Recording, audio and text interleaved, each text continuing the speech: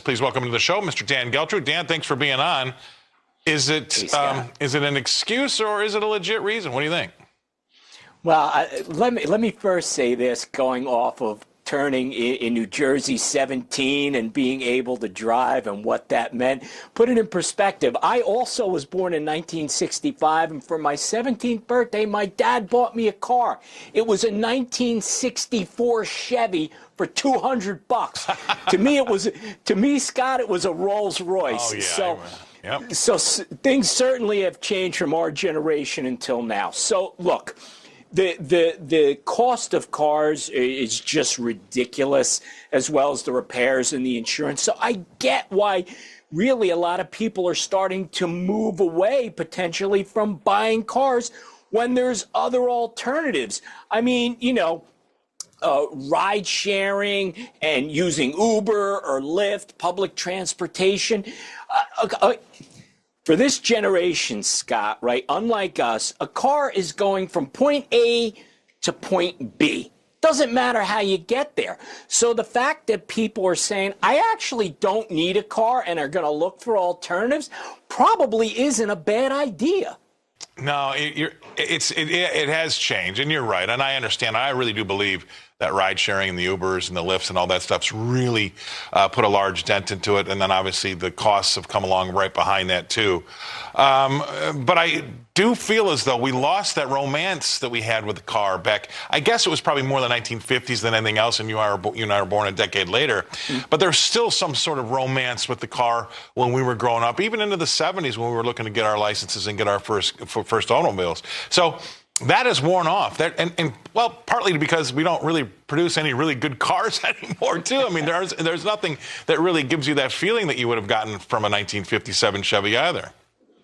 Well, you're exactly right. And when you talk about the romance of a car, I know this is a PG show, but yeah, that was literal back in the day, right? No kidding.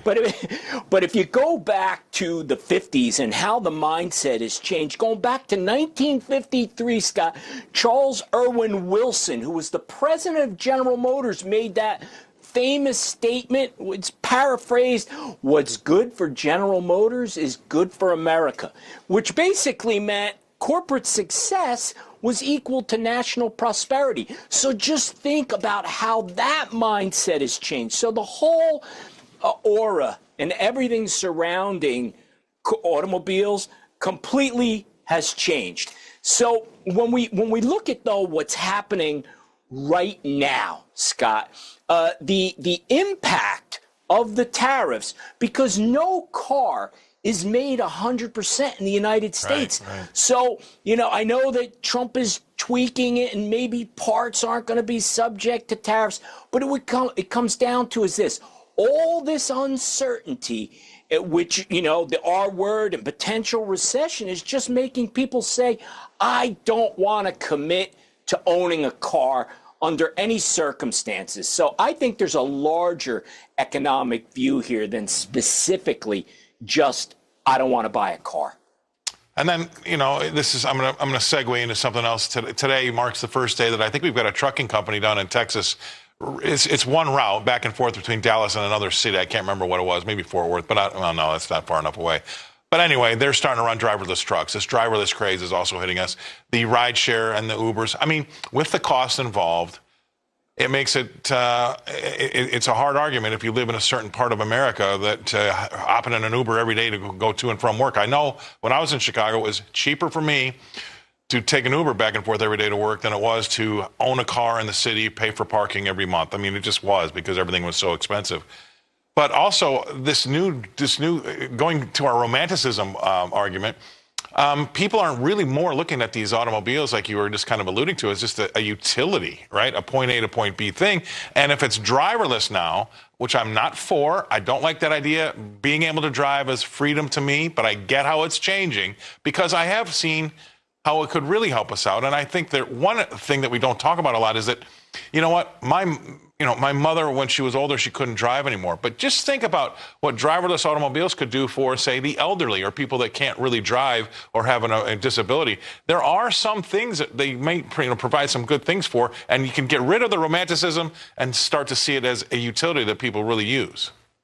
Yeah, I don't think that there's any doubt over time, Scott, certainly in our lifetime, we are going to see driverless cars everywhere. And I think that does serve a purpose, assuming we can get the safety issue under control. But, you know, to me, the way certain people drive, particularly in New Jersey, it may be safer to not have a person driving, right?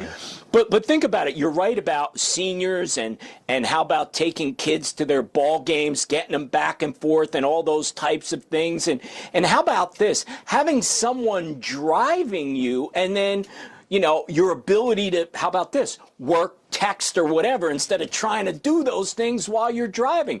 So we are certainly going towards the age of, let's say, the Jetsons, and I think that we're going to see a lot of changes relating to how we commute and how we travel between point A and point B. And isn't that, I mean, just think about that time change that you and I have seen since we were born, about that romanticism, about those cars of the 1950s and 60s, then to a point where it really is just about A to B and a utility, and they don't care. I mean, that's mind-boggling to me. 10 seconds to before we go. Well, look, Scott, I happen to own antique cars, and I know those will never be driverless, so I'm going to keep enjoying my driving as long as I can. Yeah, my dad collected them, too. They're fantastic things to look at and actually also to drive. All right, appreciate you coming on. Thank you very much, Dan. Dan Geltrude coming to us from Nutley, New Jersey. He's America's accountant. All right, let's take a look at these